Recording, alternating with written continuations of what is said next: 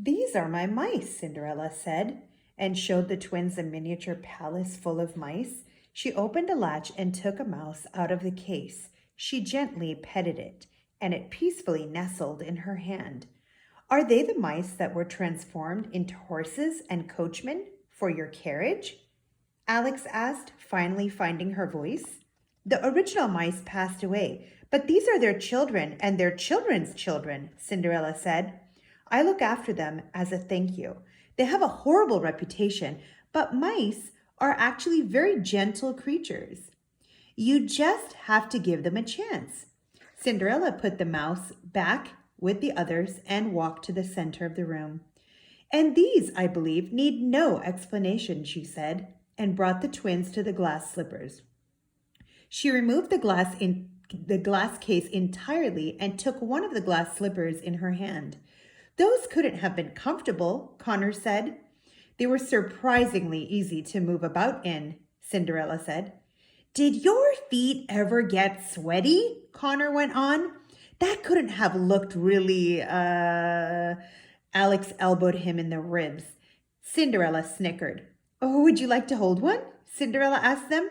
Alex nodded harder than she had ever nodded before. Cinderella gently lifted one from the pillar and handed it to her. A magical feeling went through Alex. She was holding a piece of fairy tale history. Perhaps the most famous object of all fantasy time was in her hands. She couldn't help but get a bit emotional. Connor, on the other hand, kept thinking of ways to steal the slipper. Alex looked up at her brother and knew what he was thinking by the intensity in his eyes. For a moment, they shared the same thought. Was it possible to take off with it? Connor was actually thinking if it was possible to outrun Lambton and the two guards outside of the door. "What was it like?" Alex asked Cinderella. "What was it like to go from being a servant to being queen? What was it like to be saved from a horrible situation? Your life is literally, well, a Cinderella story." A sadness came to Cinderella's face. "I never thought my life would change so drastically. So I always made the most of what I had," Cinderella said. "I always laugh at the term Cinderella story because if you ask me, it doesn't matter what life you're living. Life never has a solution. No matter how hard the struggles are that you leave behind, new struggles always take their place. People forget that I wasn't liked very much by the people of the charming kingdom when I first came to live at the palace," Cinderella said. "Not too many people were thrilled with the idea of a servant girl becoming their queen. Many people called me the Pumpkin Princess or the Mouse Monarch when they first discovered the details of how I had come to the ball that night. I had to earn the kingdom's respect, and it wasn't easy. Being a queen has to have some perks, though, right?" Connor asked. "No more scrubbing floors or dancing with cleaning supplies or talking to mice.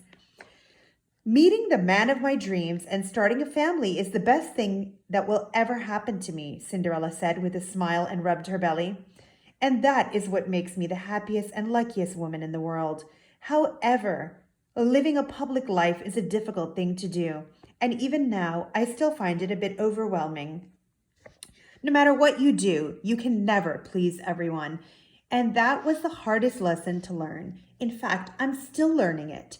This was all such a revelation to Alex. Suddenly, the fairy tale world seemed even more real than it had been before. She never thought she could respect Cinderella more than she already did. But she had never thought about the story from her point of view. Alex set the glass slipper back beside the other one. At first, Connor shot her a look. "What are you doing? We have to steal that." But they both knew they couldn't take it, at least not tonight, after the kindness they had been shown. "After all the magical things that have happened in my life, this is my most prized possession," Cinderella said, her hand still on her pregnant stomach. "And she's going to be here any day now." "How do you know it's a girl?" Alex asked. "Mother's intuition," Cinderella said. She never sits still when she hears music, so she must have my taste and her father's energy. One of the guards from the hallway burst into the display room. Your Majesty, Sir Lambton, your presence has been requested in the ballroom. The guard said very seriously. Something was wrong. What's the matter? Sir Lambton asked. Soldiers from the Northern Kingdom. They've come with a message for the King and Queen, he said. Lambton handed the twins their bags, and before they knew it, the twins were following him. Cinderella and the other guards... Okay, let me read that again. Lambton handed the twins their bags, and before they knew it, the twins were following him, Cinderella, and the other guards out of the display room and down the hallway toward the ballroom. Now, how are we going to get a hold of one of the glass slippers? Connor whispered to Alex. We'll have to collect all the other items first and then come back for it, Alex said. It should be easier to explain why we need it if we have the other items. We've already established a trusting relationship with them. I knew I should have grabbed one when I had the chance, Connor said. They re-entered the ballroom. All the guests were still and the orchestra was dead silent. Cinderella reunited with her husband at the thrones. Dozens of the same soldiers dressed in silver armor, whom Alex and Connor had seen on their first day in the Land of Stories, were now spread throughout the ballroom. Forgive our intrusion, Your Majesty. My name is Sir Grant. I am the head of Queen Snow White's royal guard. We have news regarding the evil queen, the leader of the soldiers said. What is it? King Charming asked. Everyone in the room could tell it was not good news by his tone. You could have cut the tension and worry in the air with a knife. Last night, a magic mirror that belonged to the evil queen was stolen from her former chambers, Sir Grant said. The evil queen is still very much at large, and that she has her former mirrors makes her a much greater threat to all of us. We are asking, pleading, if anyone in the Charming Kingdom knows anything about where the evil queen is hiding, that they please let us know immediately. Snow White soldiers filed out of the ballroom. King Charming and Cinderella embraced each other, worried both for themselves and for what the news meant for their kingdom.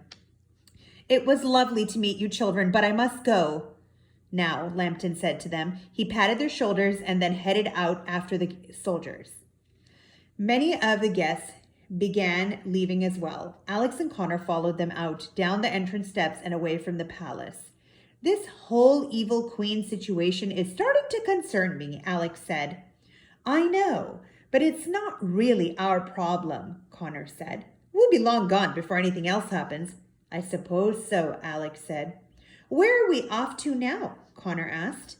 The Little Red Riding Hood Kingdom is north of here, Alex said. I say that's the best direction to head.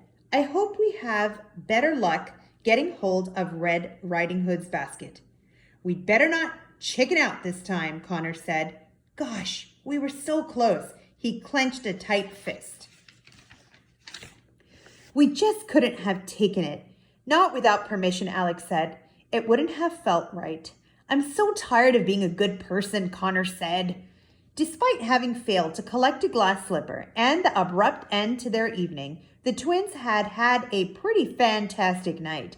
It wasn't every day that they got to have such an intimate conversation with one of the most famous women in history.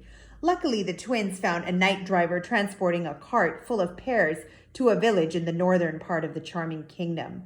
They convinced him to let them ride in the back of his carriage in exchange for a few gold coins. It would only be a few miles' walk to the Red Riding Hood Kingdom from there. Connor fell asleep as soon as they climbed aboard. Alex couldn't sleep, so she decided to read through the journal again. She reached into her bag and was astounded to discover what was inside it. Connor! Alex gasped. Connor jumped back to the consciousness. What is it? He asked. He looked over and saw something very shiny in his sister's hand. His eyes were still a little blurry from sleeping, and he had to let them adjust before realizing what it was. A glass slipper? Connor exclaimed. And Alex gestured for him to be quiet so the driver wouldn't hear them. How in the world did we get one? Did you steal it? I thought it was you. Alex's mouth was so wide, it could have fit a dozen of the pears inside it. No, it wasn't me, I swear. Do you think Lambton or Cinderella put it in your bag? Connor asked. Do you think one of them knew we needed it? I have no idea, Alex said. She couldn't believe she was actually holding on to one of Cinderella's glass slippers. They both were completely dumbfounded. Looks like our trip to Charming Kingdom wasn't such a waste after all, Connor said. So tomorrow we will start chapter 10, The Red Riding Hood Kingdom.